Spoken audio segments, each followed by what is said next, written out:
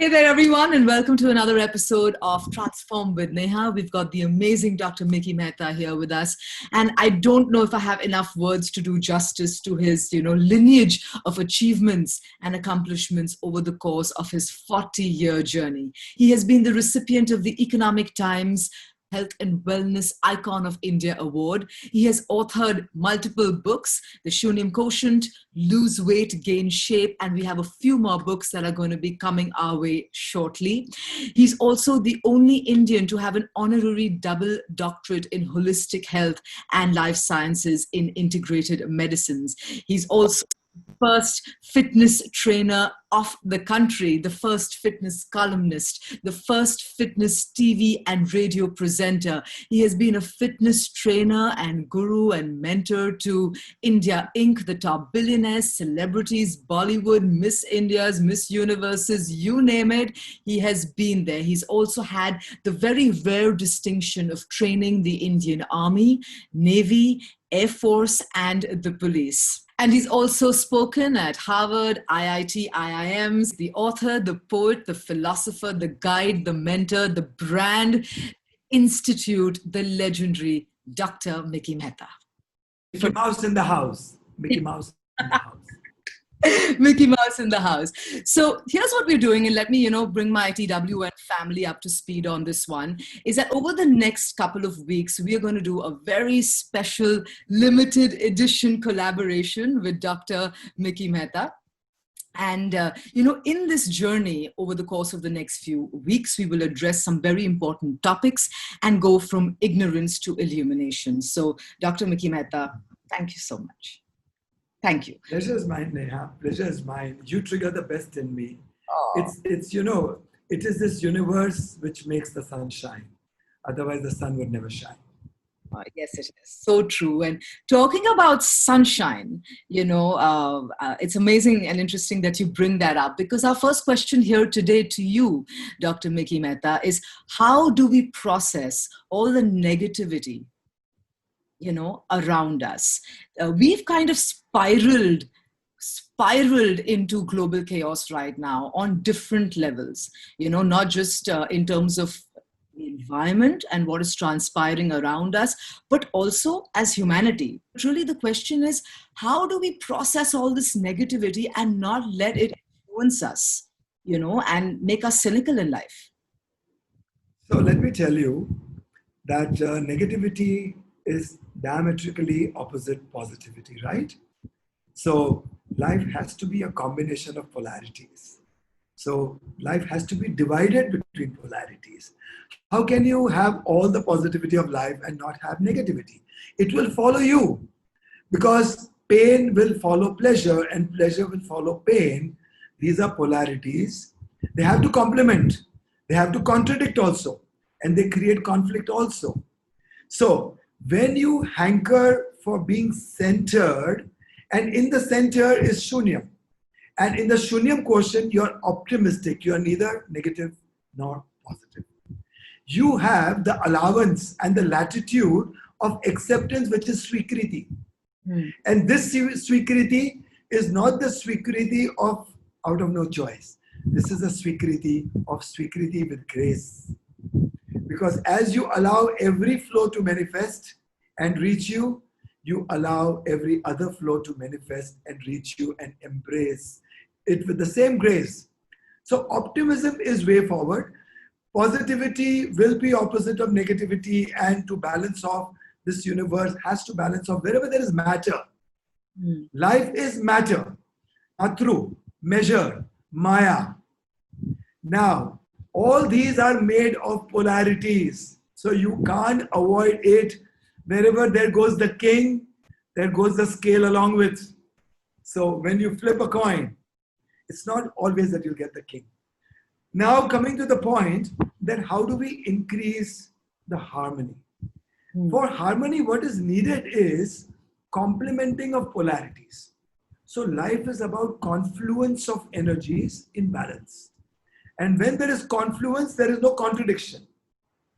When the confluence is in the right measure, in Sanskrit it is said mapdan, praman. So when it is in the right measure, you are always centered. and life will be perfectly balanced. Equanimity, equilibrium will be the state and not a condition, because conditions keep changing. State remains, state abides. State probably becomes the Ritambara Pragya, Sthit Pragya, the non-change factor of life.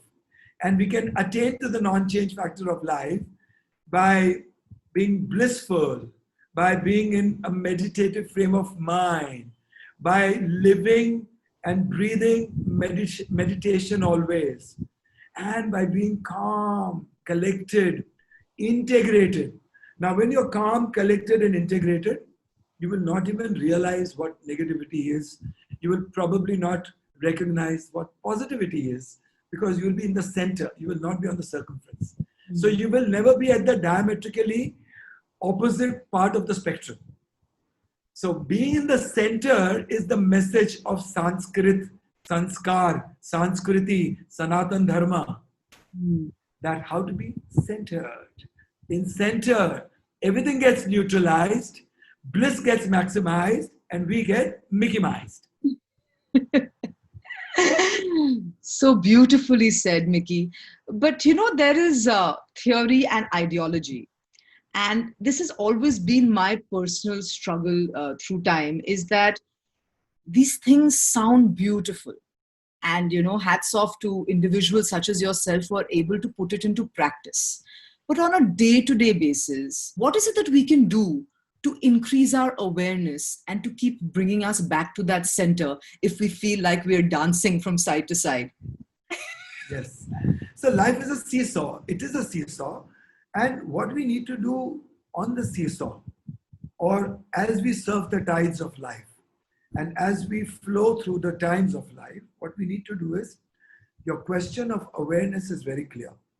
The word mindfulness is not a very appropriate word, but I would say mind less of anxiety, less of, I would say, fears, phobias, apprehensions, despair. So neither in the past nor in the future, but very, very much in here now. And awareness of everything that is happening, and the practice of which happens by sitting quiet, doing nothing, because meditation is not doing, it's being. And in that being is seeing, because doing takes away your attention on the doing. But being puts your attention 360 degrees and makes your perspective 360 degrees and makes your perception 360 degrees to profundities. You go into the abyss. So one is absolutely silencing yourself and let the peace dance, because the silence could be disturbing sometimes. So in that silence, let the peace arise and the peace dance.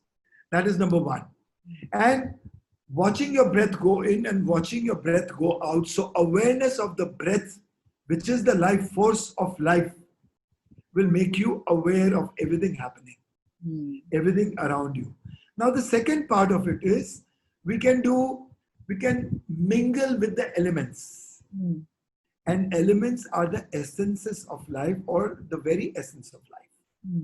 Because in the elements, there is Akasha, that is ether, which is omnipotent, omnipresent, omniscient, and has the immeasurable potential of all that was, is, and will be, because it is here, there, everywhere, and nowhere in particular. It's non-local. So one is Akasha. Then comes our other elements, which are in space and time, localized. So Akasha, then comes earth, then comes fire, then comes water, then comes air.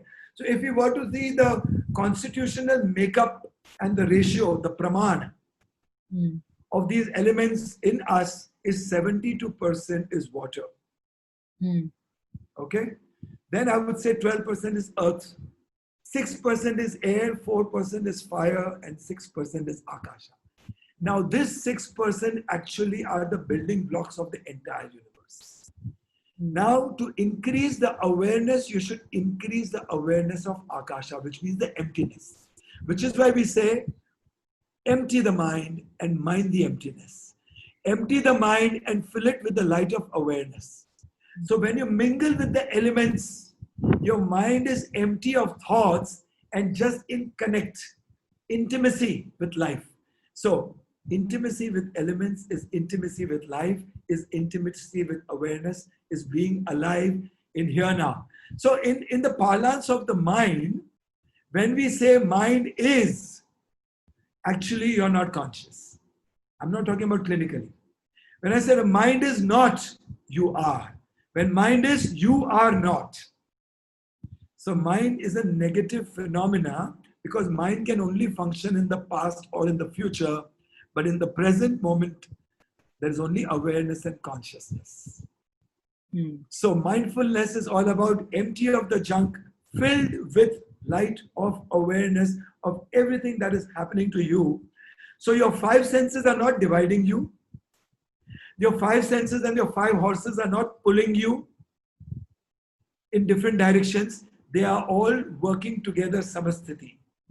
Vasudeva Kutumbakam, which means oneness, integratedness, wholeness, yuj, yoke, connectedness, joint. And this joint brings about a meaning. Standalone yin is meaningless. Standalone yang is meaningless. Shiva without Parvati, Parvati without Shiva, they are all meaningless. Krishna without Radha, Radha without Krishna, they're meaningless.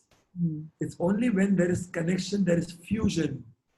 The fusion is the point of confluence where Ganga comes from here, Yamuna comes from here, and the birth of Saraswati happens.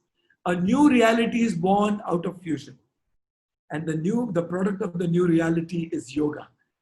And so the awareness could be attained by being full all the time, elements, quietude, attention, and being centered, not being aligned. The moment you judge, you're either on the left or to the right.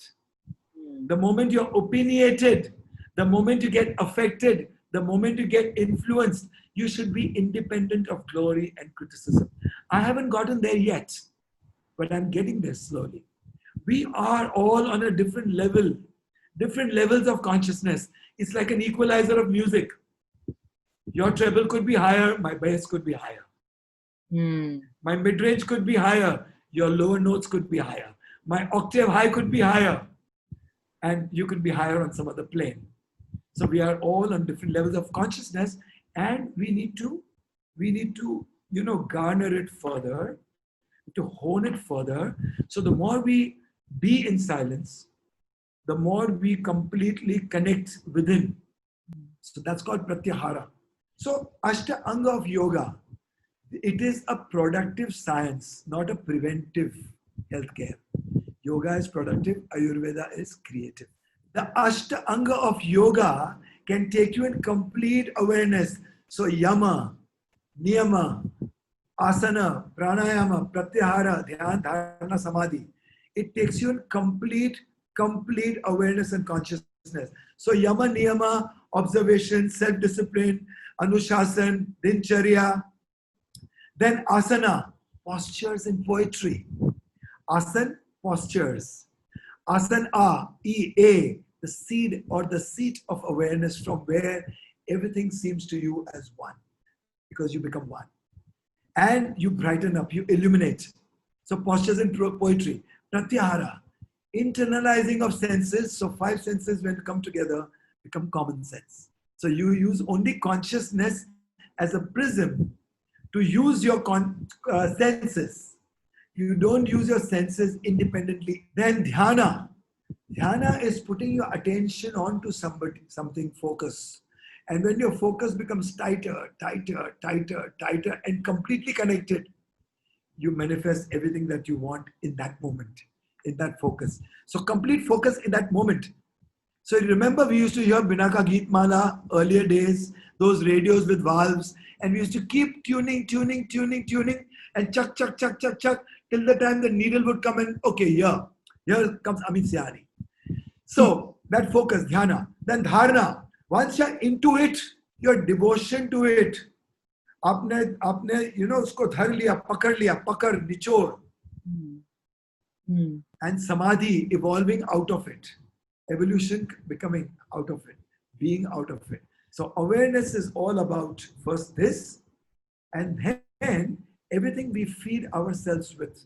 So what do you nourish yourself with in terms of thoughts, in terms of words, in terms of deeds, actions, attitude, motives. In terms of cosmic nutrition, sunshine, fresh air, I tell people I eat bread for breakfast. I soak myself in sunlight. I nourish myself, consume sunlight. Everything that you consume is nourishment. And that is your nutrition. So that also brings awareness. A lot of sunlight brings awareness. A lot of conscious breath brings awareness. A lot of sitting in silence and allowing your ether, your akasha, to completely get established and speak to you, awakened, is awareness. Allowing your earth element to vibrate at a frequency the universe is vibrating or our earth is vibrating is awareness. Allowing your liquids in the body to vibrate as the same frequency as the oceans and the rivers and the wells and the seas and the lakes vibrate is awareness. Aligning, becoming one. And then when you eat, you're total. When you're working, you're total. When you're in love with nature, you're total. When you're in love with your parents, you're total. When you're hugging your children, you're total. When you're hugging your spouse, you're total. You're never divided. So you remain an indivisible duality. Individual, the real meaning, derivation, or etymology of individual is indivisible, dual, duality. Although you are a duality, you're not divided. You cannot be divided because you will hold yourself as one. So you've said such beautiful things here, Mickey, but as we, close out this episode, what I want to leave our guests and viewers with is something that, can really help them on a day-to-day basis practice. So can you, take us through a guided meditation or some sort of a thinking process where if I'm feeling something, what is the kind of dialogue that I need to have with myself to turn that around, to transform those thoughts? Because that will help me practice what you're saying. Help me nourish my mind with better thoughts, because I can put better thoughts, but if I'm having the negative thoughts, how do I transform them? Got it. So very, very important. We'll do a guided meditation now, and then I will give you my 10 commandments as my parting gift. So awareness of life can only enter when you are empty. And the principle of Tao, the philosophy of Tao says that if you need to fill the cup, empty it first. So let's do the emptying now, okay? So shut your eyes and just relax your spine, loosen up yourself and let go the tensions of the body, and there will go the tensions of the mind as well. And just follow me. Breathe in strength. Breathe out exhaustion, weaknesses. Breathe in energy. Breathe out your exhaustion completely, tiredness, fatigue. Breathe in courage. Breathe out your fears, your phobias, your insecurity. Breathe in love. Breathe out detest, hatred, grudges, resentments. Breathe in forgiveness. Forgive yourself. Breathe out forgiveness. Forgive the world. Love yourself. Love this universe. This universe happens to be the mirror reflection of what you are. You will only see what you want to see. You will believe what you want to believe. And you will get attached to and attract what you want to. But when you let go and you're free of it, life happens to you in the flow and the rhythm of this universe. And then this rhythm and this flow connects you not just to the axis of this earth, but to the axis, the invisible axis, the center of this universe. From wherever you are now, ahead of you is infinity. From wherever you are now, behind you is infinity of time and space. On both sides of you, as you saw in Titanic, arms wide open, was to embrace infinity on both your sides. in time and space. So wherever you are, whether a farmer in Syria or a miner in Africa, he is always in the center of the universe. So shut your eyes and always find centered. And being in the center is collecting yourself, but letting go of everything that is unwanted. So the knots will open up. Confusions will translate into clarity. Fatigue will translate into freshness. Lethargy will translate into enthusiasm. A foggy mind will translate into vision. And everything will just open up before you. The flowers will blossom, the fruits will be ripened. You will be fragrant, you will be sweet. And now, with this, open up your eyes. I could see the color of your skin change before me now. I could see your cheeks getting slightly more pinker because blood gush was there. I could probably also feel a very gentle and a subtle hair-raising experience because you deep dived into it and you connected to my sound, my voice, to my words. And there was oneness in our being just now on a very esoteric, subtle level. This is what exactly happens. And then there's a surge of life force. Your endocrine systems, your glands, your hormones begin to secrete. Your nervous system, though it is extremely calm, becomes very astute and sharp. Your cognitive strengths go to the roof. Your physiology is completely heightened. All the 60 trillion cells of the body become one community, and thus grows immunity. So you transform, you translate, we become gods. Krishna, Christ, Muhammad, Mahadev were all gods in seed form.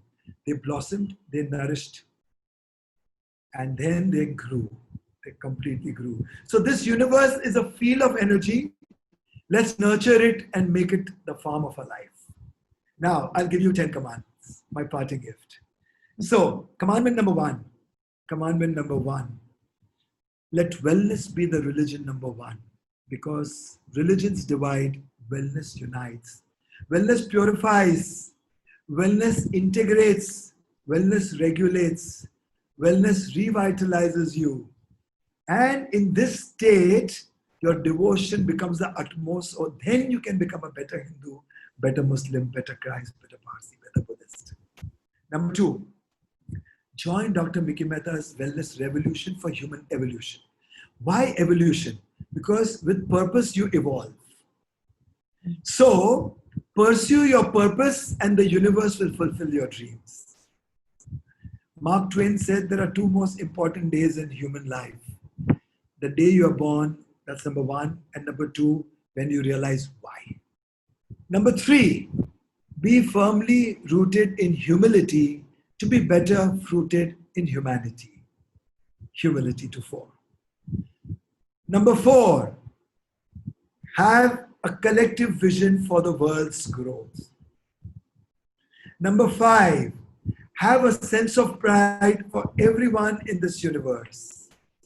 Number six, sleep every night with a wish to heal yourself. Wake up every morning with a promise to heal the world.